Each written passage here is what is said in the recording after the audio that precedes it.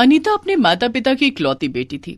उसके पिता बचपन में ही उसे छोड़कर भगवान को प्यारे हो गए थे। अनीता की माँ उषा ने बहुत गरीबी में अनीता को पाला था और उसकी शादी एक अमीर लड़के से की। उषा अमीरों के घर में खाना बनाने और बर्तन धोने का काम करती थी। उषा ने सारी जिंदगी गरीबी में गुजारी थी, लेकिन वो नहीं चाहती थी कि उसकी बेटी अनीता भी इसी तरह से गरीबी में दिन गुजारे। उषा जब अमीरों के घरों में काम करने जाती तो उनकी शानो शौकत देखकर सोचा करती, अमीरों की जिंदगी कितनी अच्छी है ना, दिन भर सोफे पर बैठे रहो और नौकरों पर हुक्म चलाते रहो। मैं कुछ भी करके अपनी बेटी अनीता की शादी अमीर घर में करूंगी, जिससे उसकी सारी जिंदगी ऐशो आराम से कटे। ऐसा सोचकर उषा जहां काम करती थी वहां मालकिन से ये बात बताई और उससे 1 लाख रुपए उधार मांगे। मैं तुम्हें पैसे तो दे दूंगी, लेकिन तुम इतने पैसे चुकाओगी कैसे? मालकिन, मैं सारी जिंदगी आपके घर में काम करके ये पैसे चुका दूंगी। ठीक है। उषा ने अनीता की शादी के लिए जिंदगी भर के लिए बंधुआ मजदूरी को गले लगा लिया था। इस बात से बेखबर अनीता तैयार हो रही थी, क्योंकि आज उसे लड़के वाले देखने आ रहे थे। एक मंदिर में अनीता को लड़के वाले देखने आए। उषा ने लड़के की माँ से कहा, बहन जी, मेरी बेटी पढ़ी लिखी नहीं है, लेकिन देखने में बहुत सुंदर है और घर का सारा कामकाज जानती है। बहन जी, हमें कौन सा लड़की से नौकरी करवानी है, हमारा तो खुद ही इतना बड़ा बिजनेस है। हमें तो बस ऐसी लड़की चाहिए जो घर के नौकरों पर नजर रखे और उनसे काम करवाए। लेकिन आपको दान दहेज देने के लिए मेरे पास पैसे नहीं है। मैं तो बारातियों को खाना ही खिला सकती हूँ। दान दहेज की भी हमें कोई जरूरत नहीं है। आप बस अनीता की शादी मेरे बेटे सुनील से कर दीजिए। उषा बहुत खुश हो गई। कुछ दिन के बाद अनीता की शादी सुनील से हो जाती है। शादी के बाद अनीता अपने ससुराल आ जाती है। वहां का ठाट बाट देखकर अनीता सोचती है, मेरा ससुराल कितना अमीर है। चलो अच्छा हुआ गरीबी से छुटकारा मिला। मेरा मायका कितना छोटा था, वहां ना तो एसी था और ना ही फ्रिज।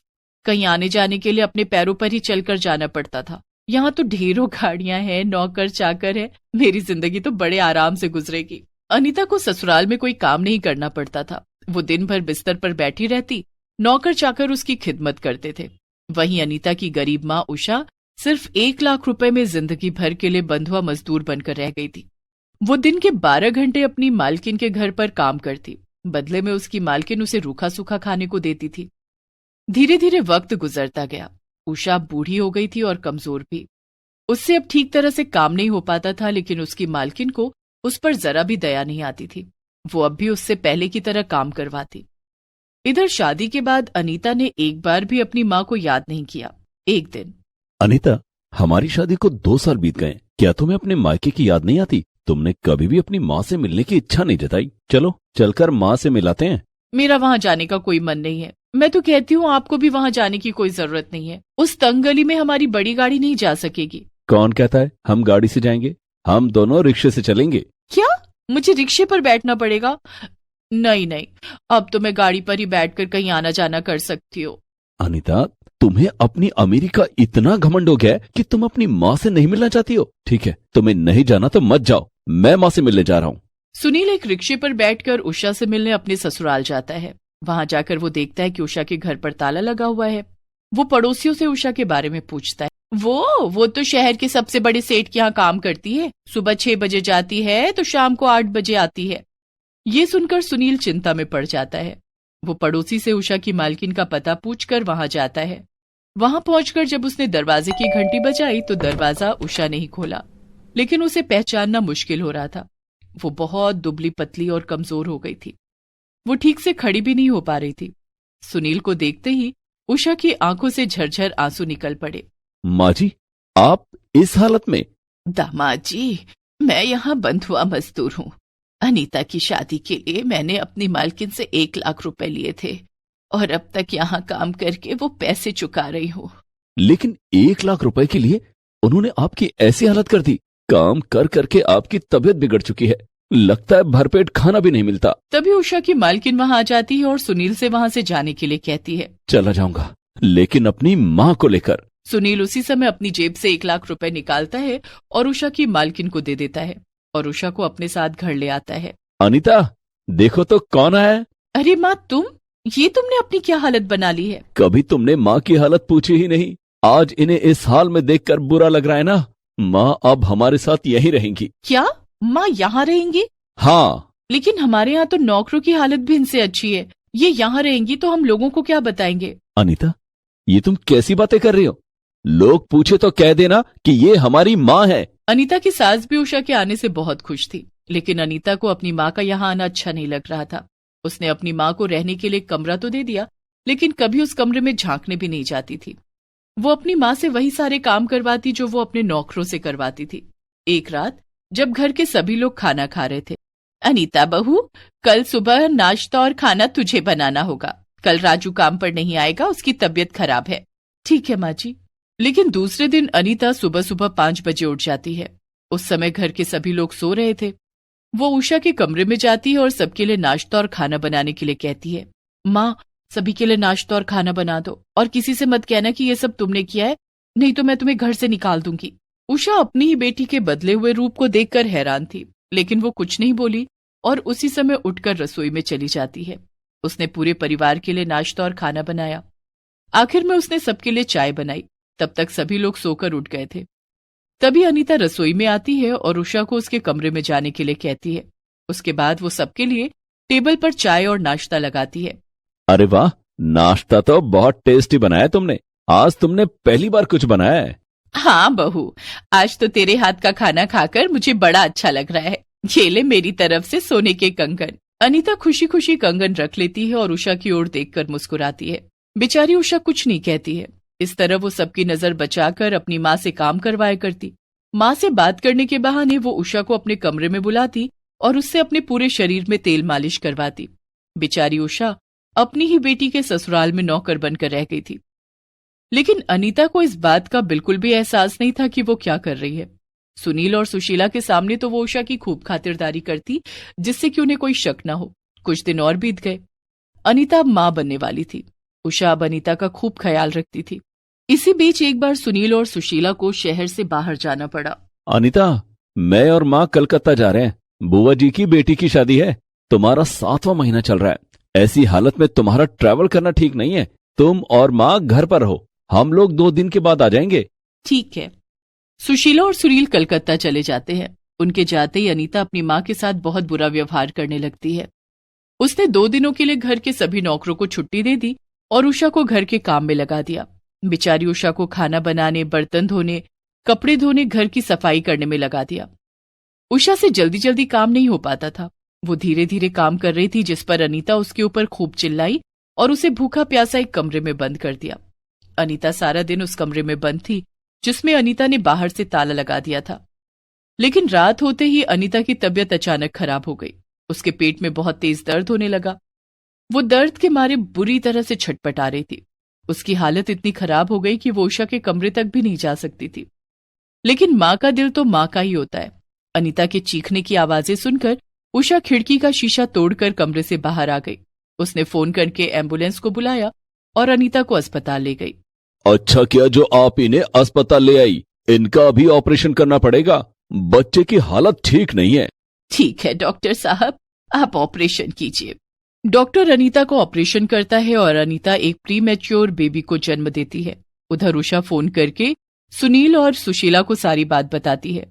बच्चे के जन्म के कुछ दिन तक दोनों को अस्पताल में रहना पड़ता है। कुछ दिन के बाद दोनों घर आ जाते हैं। अनीता को अपने किए पर बहुत पछतावा होता है। वो उषा से माफी मांगती है और वादा करती है कि अब कभी अपनी अमीरी का घमंड नहीं करेगी।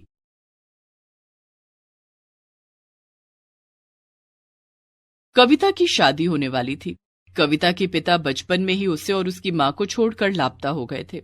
उसकी माँ संगीता ने उसे पाला पोसा और अब वो कविता की शादी उसके पसंद के लड़के के साथ कराने जा रही थी। लेकिन कुछ ऐसा हुआ कि कविता और उसकी माँ संगीता की शादी एक ही दिन हो जाती है। कविता और सचिन एक साथ कॉलेज में पढ़ते थे। दोनों एक दूसरे को बहुत पसंद करते थे। कॉलेज की पढ़ाई पूरी होने के बाद, सचिन, अब कॉलेज की पढ़ाई पूरी हो गई है, अब हम एक दूसरे से कैसे मिलेंगे? कविता, अब तो हमें एक दूसरे से मिलने के लिए कॉलेज आने की कोई जरूरत नहीं पड़ेगी। हाँ, लेकिन हम मिलेंगे कैसे? अरे पगली, अब तो हम एक दूसरे के साथ ही रहेंगे। क्या मतलब है तुम्हारा? अब हम दोनों शादी करेंगे। मैं आज ही अपने घर में बात करूंगा। ओह सचिन, तुम कितने अच्छे हो। कविता और सचिन एक दूसरे से गले मिलकर अपने अपने घर आ जाते हैं। उस दिन सचिन अपने माता पिता को कविता के बारे में बताता है। ठीक है सचिन, अगर कविता तुम्हें इतनी पसंद है तो हम तुम्हारी शादी उससे करवा देंगे। वैसे भी कविता के पिता नहीं है, तो उसकी माँ ने बहुत मुश्किलों से उसे पाला और पढ़ाया लिखाया होगा। हम उन्हें और परेशान नहीं होने देंगे। हम कल ही कविता के घर चलेंगे और तुम दोनों की शादी की बात करेंगे। अगले दिन सचिन अपने माता पिता के साथ कविता के घर आता है और उसकी माँ संगीता से मिलता है। संगीता को भी सचिन और उसका परिवार बहुत पसंद आता है। दोनों ओर से शादी की बात पक्की हो जाती है। जब सचिन और उसके माता पिता चले जाते हैं तो संगीता को कविता की बहुत फिक्र होती है, क्योंकि कविता बहुत आलसी थी और हमेशा अपनी धुन में रहती थी। उसे अब तक अपनी मनमानी करने की आदत थी। इसी वजह से संगीता ये सोचकर परेशान हो जाती है कि कहीं उसकी हरकतों से उसके ससुराल वाले परेशान ना हो जाए। संगीता कविता से कहती है, देख, तेरी पसंद के लड़के से शादी करवा रही हूँ। ससुराल जाकर मेरी नाक मत कटवा देना। कहीं ऐसा ना हो कि अगले ही दिन तू लड़ाई करके बैठ जाए। पति के साथ सारी जिंदगी निभाना है तुझे, और किसी को बताने की जरूरत नहीं कि तेरी लव मैरिज है। कोई पूछे तो कह देना पति का नाम नहीं लेती। तेरी सास जो कहे उनकी हर बात मानना। सुबह समय पर उठ जाना। कहीं ऐसा ना हो कि रात के 10 बजे तू सोकर उठे और ब्रेकफास्ट मांगे। पहली रसोई में अपनी पसंद का खाना बनाकर मत बैठ जाना। ससुराल वालों से पूछकर उनकी पसंद का खाना बनाना। और हाँ, सास जो कहे वही कपड़े पहनना। वो साड़ी कहे तो साड़ी ही पहनना। अगर सास कहे नाच के दिखा तो भजन पर नाचना।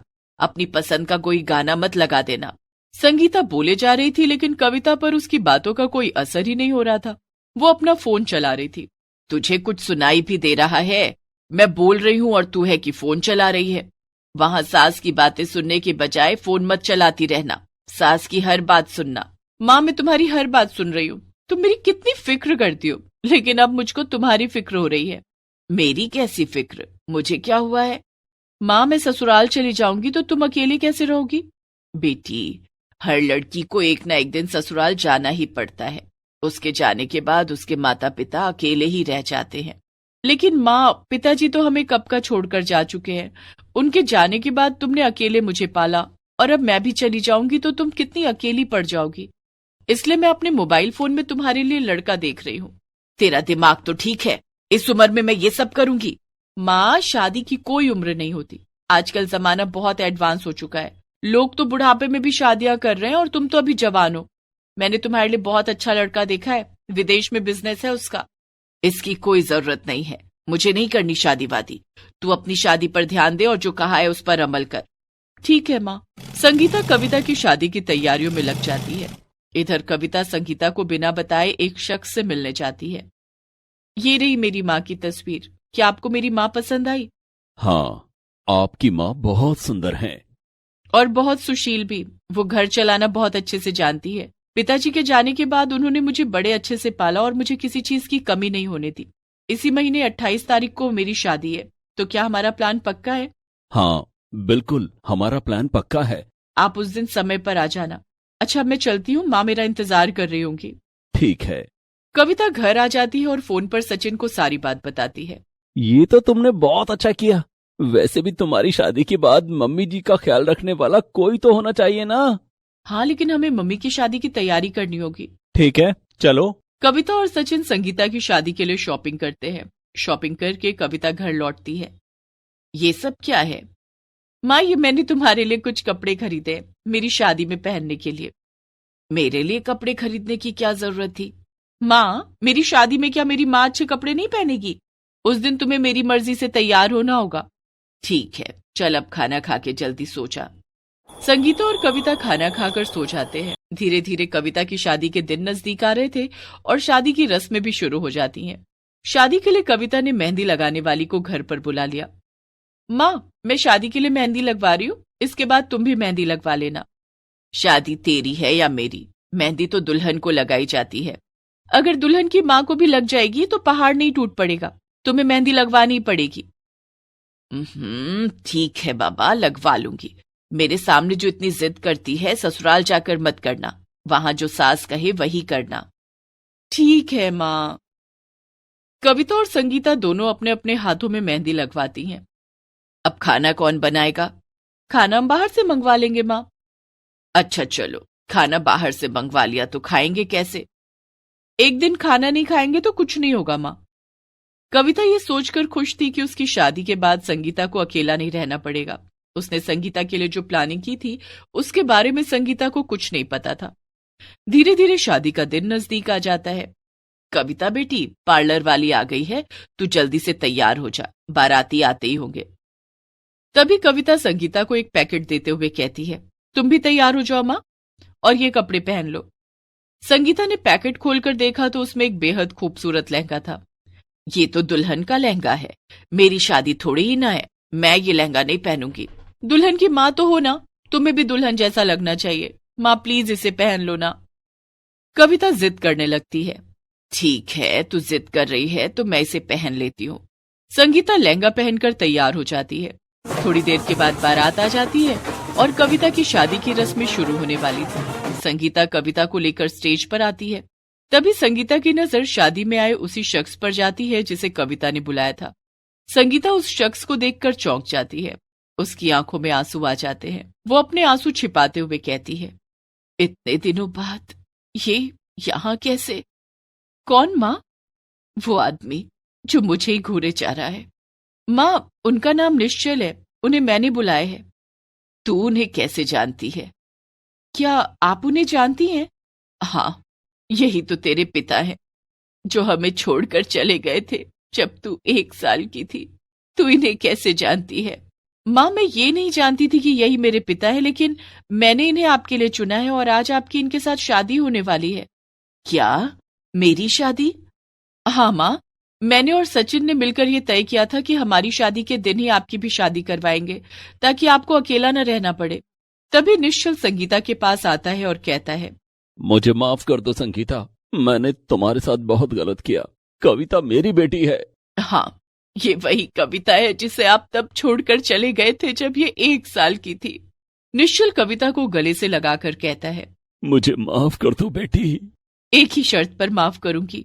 कैसी शर्त? आज ही माँ और आपकी शादी होगी, और वादा करो कि आप माँ को छोड़कर कभी नहीं जाओगे। मैं वादा करता हूँ बेटी, अब तुम्हें और तुम्हारी माँ को छोड़कर कभी नहीं जाऊंगा। उन तीनों की काफी देर तक बातें होती देखकर सचिन के माता पिता भी वहां आ गए। अरे भाई, शादी का मुहूर्त निकला जा रहा है, यहाँ क्या बातें हो रही हैं?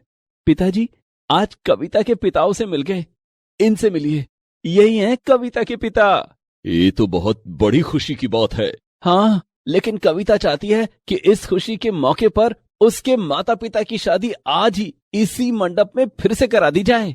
ये तो बहुत अच्छी बात है, शुभ काम में देरी कैसी। उसके बाद शादी की रस्में शुरू होती हैं।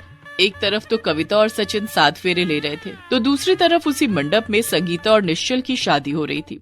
इस तरह मम्मी और बेटी की शादी एक साथ हो जाती है।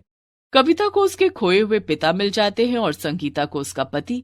अब कविता को इस बात की कोई टेंशन नहीं थी कि उसके ससुराल जाने के बाद उसकी माँ का क्या होगा। Please subscribe this channel.